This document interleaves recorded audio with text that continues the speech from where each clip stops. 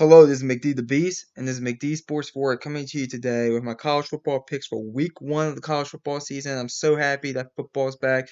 It'll be back through mid-February. So I'll go over week zero. I did make a video picking the week zero games. I'll go over my record, kind of just give it overall my quick thoughts on week zero. The way we're doing it this year is just by the spread, besides the upset picks. The upset picks were straight up, and I'll talk about that a little bit more when we get into that portion of the video. But let's get into it. Week zero, we went 2-2, so there were four games last week that include FBS teams. I just decided to pick all four against the spread. We went 2-2. The two that we got right were actually the ones involving the FCS opponents. The two we got wrong were the FBS versus FBS teams. So I'll just give an overall of each game real quick since it was only four games.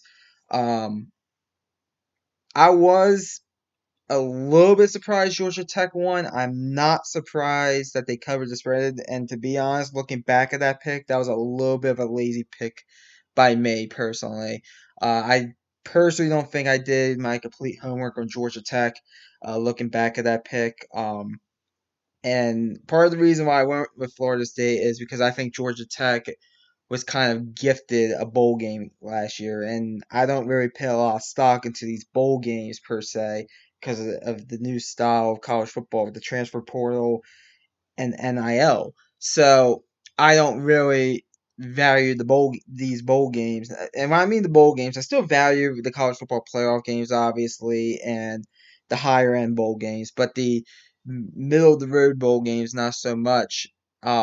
So I thought Georgia Tech got lucky. I think people were overhyping them, but they were actually the number one rushing team in the ACC last year, and that for some reason floated over my head. Um, so that was a bit of a lazy pick on my end. So I am a little bit surprised they won it outright, Georgia Tech, but I am not surprised after going back, looking at it, that they covered that. I believe it was an 11-point spread, 10.5-point spread. SMU, Nevada. Listen, I'll be honest with you. That did surprise me. That was the one like big surprise of how close that game was. Um, I thought in Nevada, I honestly thought that game would be sunny and 90 degrees. I honestly thought that. I did not think that game was going to be 60 degrees and raining, or better yet, 50 degrees and raining. That weather and weather plays a role. Weather plays a role in picking the spread in games. I should have looked at the weather forecast and that could maybe caution myself some, but that one did surprise me. The two I did get right. I knew New Mexico was going to have some fight in them. I didn't know if they were going to win the game at the end. They did blow a 31-14 lead, but they did cover the 8-point spread that grew to 13, I believe. So you got that, and then I didn't think Hawaii was going to cover that big spread, and I was right about that. So that's how the week zero picks went. Um, Five games that I think are worth watching this week. We'll pick each one of those. Then the three locks of the week and the three upsets of the week. So the first game, and the team that I have highlighted in green is the pick I'm going with. Number 14 Clemson versus number 1 Georgia. I'm taking Georgia minus 13.5. Now, I do think that the spread is pretty good for this game. I personally think, according to my numbers, that the spread should be Georgia minus 15. Um, but I think this is a type of game. I think Georgia's defense is going to prevail more than anything, and I think Georgia. I would feel comfortable with this spread anything 15 and under, basically. So I'm gonna go Georgia minus 13.5. I think they probably get this game. I think could be something like 27-10 Georgia. So give me Georgia and Atlanta and a neutral site game. It's really a home game for Georgia, being in the Georgia Dome. Go ahead and give me number 1 Georgia to win and cover that 13.5-point spread. Number 8 Penn State versus West Virginia. Penn State, they are an 8.5-point favorite on the road against a West Virginia team that they beat last year pretty convincingly. The computer models love Penn State here. I'm going Penn State because I think if you look at last year's game, I didn't think West Virginia was really on the same. Didn't well. Let me reword that. West Virginia didn't really look that good against Penn State. They didn't look that good, and Penn State just looked miles ahead of them. And I think Penn State, I think Penn State kind of wins this game kind of convincingly, in my opinion. At the end of the day, I'll go ahead and take number 8 Penn State to cover the 8.5 point spread on the road. I know it's on the road. I know Morgantown's one of the tougher places to play in college football, but I think this game's at least a 2 touchdown victory for Penn State. Number 19 Miami versus Florida. I'm going to take Florida plus 2.5. I have Florida outright winning this game. Um, do I think it's crazy to have Miami as the favorite in this game? No. As a matter of fact, I think Miami should be the favorite in this game. Uh, but at the end of the day, in the swamp, I think Florida. People aren't projecting Florida to do well because of their schedule, not because of the team. Believe it or not, this is actually one of the more easier games. I think Florida gets the job done at home. I think this is actually a must-win for Florida, in my opinion. And I think they get the job done. I'll go ahead and take Florida plus 2.5. Uh, Miami, they bring out a lot in the transfer portal. I do think it's gonna be interesting to see how it works out. Um, my stance on Miami is I kind of have to see it to believe it. Florida, I think, gets the win in the swamp plus 2.5. I'll go ahead and take the Gators plus 2.5. Number 7 Notre Dame versus number 20 Texas A&M. Now the computer numbers love Notre Dame here. The computer models love Notre Dame here. I'm still going to take the Aggies though, and the reason why I'm going to take the Aggies is because it's in College Station. Notre Dame has had success in stadiums like this. Um, you could think of the Florida State game a few years ago, for example, but against the SEC squad with SEC recruits. That's the main reason why I'm gonna go with the Aggies here. And I'm kind of high on Notre Dame this year, but I do think they will lose this game at the end. And I like the Aggies to cover that 2.5 point spread. I don't think they cover it by much, but like if this was 3.5, I might take Notre Dame plus 3.5 at the end of the day. But at 2.5, I feel comfortable enough taking the Aggies here to maybe win this game by a field goal here. So go ahead, give me the Aggies minus 2.5. The last game that I think is worth watching is number 13 LSU versus number 23 USC. I love LSU minus 4.5, and if this wasn't one of the games that I think is worth watching, this would have been a lock of the week because I love LSU minus 8.5. I would probably take LSU minus 12.5. I am not high on USC at all. Not saying I'm not high on LSU. I do think LSU is going to be a bit better, a little bit better than what some people think, but I'm not very sold on them per se. But I am sold that they're going to win this game kind of convincingly. I think this game could be something like 42 24 LSU. I mean, I really think LSU minus 4.5 is a pretty good pick. Uh, that's probably out of all 5 of these games, this is the one I'm most confident about. Minus 4.5 for number 13 LSU. USC, I think, is going to get a big wake up call in the Big Ten personally this season. So, number 13 LSU. So those are the 5 games that I think are worth watching. Now we'll go to the locks of the week. So the locks of the week are the 3 games, and we picked them by the point spread that I think are your locks of the week. The ones that I will personally bet. I mean, I'm betting all these picks, obviously. And by the way, these spreads are from FanDuel. By the way, I don't know if I said that before, but they are from FanDuel.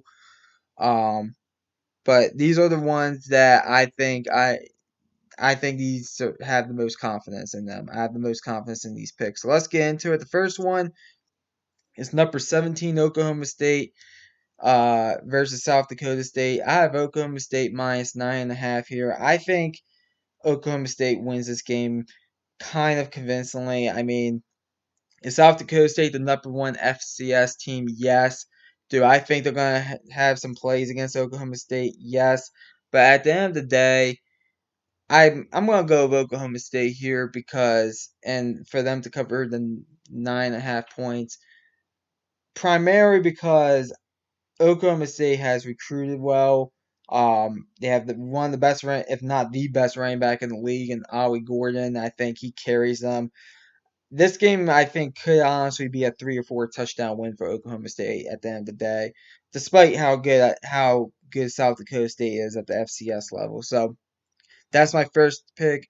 Number 17, Oklahoma State minus 9.5. Second one is UCLA versus Hawaii. I like Hawaii plus 14.5 here. I think this game should really only be Hawaii only really being a 6 to 8 point dog according to my numbers. I think this is a big value play. I am not high on UCLA at all. Um, Hawaii is a team that I think could score points. This could be a game that goes a little bit back and forth. UCLA is they're kind of the same model as Hawaii this year. Defensively, they're going to probably take a huge step back, losing all those guys to the NFL draft. You have a quarterback that I think is all right in Ethan Gabers, and they do have some wideouts on that team. Like they could score points with UCLA, but I'm I think Hawaii at least covers the 14.5 point spread. That's a little bit too much for me, that point spread, for me not to at least look at it. So go ahead, Hawaii plus 14.5. I'm not saying Hawaii's going to win it at the end, but I do think they cover that point spread. And then the last one, Fresno State versus number 9 Michigan. This is kind of a fade the public pick. A lot of people like Fresno State in this. This spread was at 21.5. It got bet down to 20.5. Um, I'm fading the public here.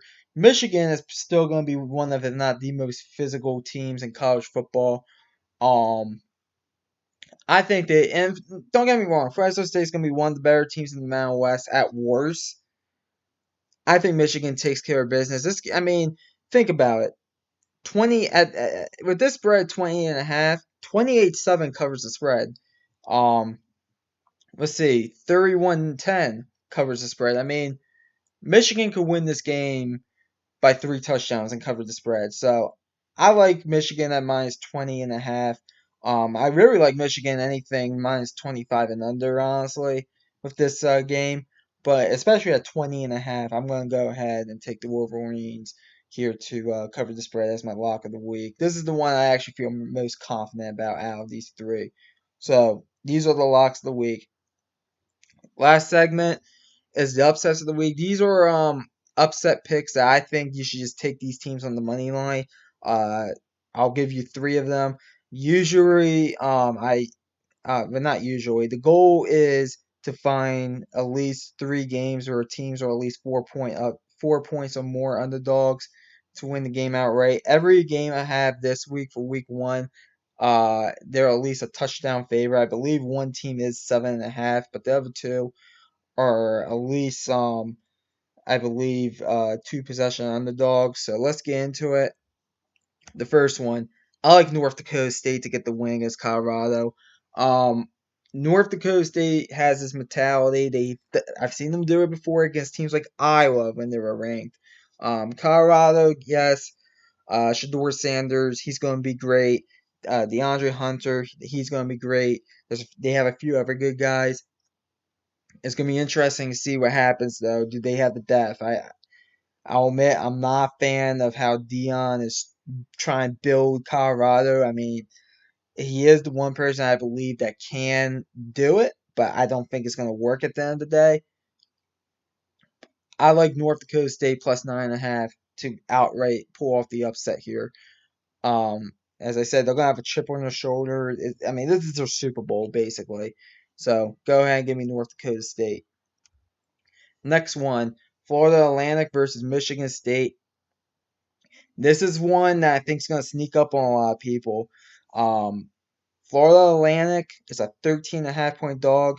This game was, I believe, only 11 point spread, so big money's coming in on Michigan State.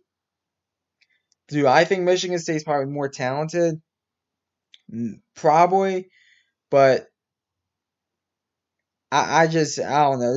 This game, when I was looking at the games, this one just smelled, in my opinion. I mean, sometimes you just have that gut feeling, and this is one of those times. I'm gonna take it Florida Atlantic to pull off the upset here. I mean, to me, they have a Power Five coach in Florida Atlantic and Tom Herman. Um, it's his second year there. I think Florida Atlantic. I feel pretty comfortable saying they're at least going to cover this point spread, and I have them pulling off the upset outright. Now for the third game, I debated between a few games. But I went with this one. I went with Wyoming plus 7.5 to pull off the upset outright on the road against Arizona State. Wyoming has had success against Power 5 teams recently. I don't think they miss a beat.